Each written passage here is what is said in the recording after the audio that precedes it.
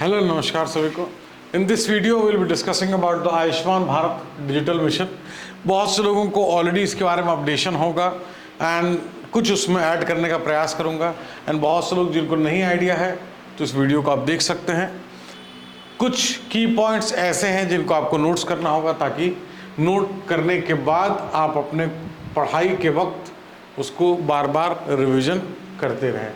तो the flagship scheme जिसको Ayushman Bharat digital mission जिसको हम डिस्कस करेंगे, ये कहीं ना कहीं प्रोग्रेस कर रहा है। क्या बिल्ड करने का? एक हेल्दी एटमॉस्फेयर बिल्ड करने का, एक डिजिटल हेल्थ इकोसिस्टम। किसके लिए? पूरे कंट्री के लिए बिल्ड करने का, with over 4 crore digital health record link to ABHA accounts. इसका ABHA का फुल फॉर्म क्या है? Ayushman Bharat health account. तो 29 करोड़ सिटीजन्स जो हैं हमारे have generated their unique Ayushman Bharat health accounts अभी तक। तो ये आप इमेजिन कर सकते हैं कि जो हेल्थ के डिटेल्स हैं, कोई प्रिस्क्रिप्शंस हैं, कोई टेस्ट हैं, ये सारी चीज़ें डिजिटल फॉर्म में अवेलेबल होंगी।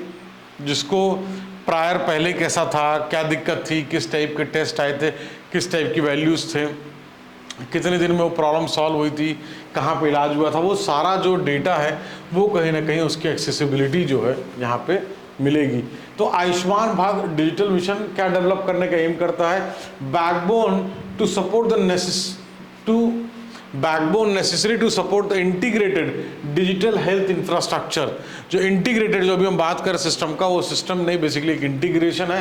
तो उस इंटीग्रेटेड सिस्टम को, डिजिटल हेल्थ इंफ्रास्ट्रक्चर को सपोर्ट करता है। It will bridge the existing gap among the different stakeholder के बीच में जो एग्जिस्टिंग गैप है कि अपडेशन और जो डेटा शेयरिंग है या वो सारी चीज़ें हैं, उस चीज़ों को कहीं ना कहीं और एनहांस करेगा ताकि जो अपना जो हेल्थ का इंफ्रास्ट्रक्चर है उसको और बूस्ट मिल सके। To create a national digital health ecosystem जो सपोर्ट करता है universal health coverage in an efficient and accessible manner. देखिए, accessibility is very very important factor. अगर किसी के पास हेल्थ की एक्सेसिबिलिटी नहीं है, डेटा की एक्सेसिबिलिटी नहीं है, तो पहले क्या हुआ था, अगर किसी का पर्चा खो गया तो पहले क्या हुआ था ये किसी को पता ही नहीं चलेगा अगर that person is not aware. तो एक छोटा सा एग्जाम्पल है कि इस चीज़ के लिए चाहे वो अफोर्डेबिलिटी हो, टाइमनेस हो, सेफ्टी हो, ये सारी चीज़ें कहीं ना कहीं वाइड रेंज ऑफ जितना डेटा है, इंफॉर्मेशन है इंफ्रास्ट्रक्चर का, ये open interoperable standard based digital system ensure करेगा सिक्योरिटी का भी, कॉन्फिडेंशियलिटी का भी, प्राइवेसी का भी। क्योंकि सबके डेटा हैं, सबका एक इंडिविजुअल अपना, इसके लिए प्राइवेसी डेफिनेटली बहुत इंपॉर्टेंट है। Privacy of health related personal information. तो ये आयुष्मान भारत डिजिटल मिशन, ये जो चीज़ है ये आपको डेफिनेटली उसका एम जो है वो आपको पता होना चाहिए, विच इज़ इम्पॉर्टेंट। इसमें आपको स्लाइड्स में देखना है, पढ़ना है। कुछ चीज़ें मैं बता रहा हूँ जिसको आपको थोड़ा सा इजी हो जाएगा कि यहाँ क्या लिखा है, आपको समझ में आ जाए। To establish state of the art digital health system to manage core digital health data and infrastructure required for its seamless exchange. तो यहाँ पे क्या बात हो रही है, इसका ऑब्जेक्टिव क्या है? स्टैब्लिश करने का state of the art digital health system, digital health data infrastructure जो उसके लिए रिक्वायर्ड होता है उसके सीमलेस एक्सचेंज के लिए। फिर उसके बाद प्रमोट करता है development of enterprise class health application system with a special focus on achieving sustainable development goal for health. To create a system of personal health records based on international standard। International standard क्यों? कल के date में मान लीजिए कि अगर कोई चीज़ नई प्लान कर रहे हैं, किस डिजीज़ का कितना प्रेवलेंस है, किस एरिया में कौन सी डिजीज़ कोई प्रेवलेंस है, तो वो कहीं ना कहीं अगर हम एक स्टैंडर्ड के साथ वो चीज़ें, वो डेटा रहेगा तो उस डेटा को गवर्नमेंट अपने आगे पॉलिसीज़ में, डेवलपमेंट्स में भी मुझे लगता है कि उससे बहुत हेल्प मिलेगी।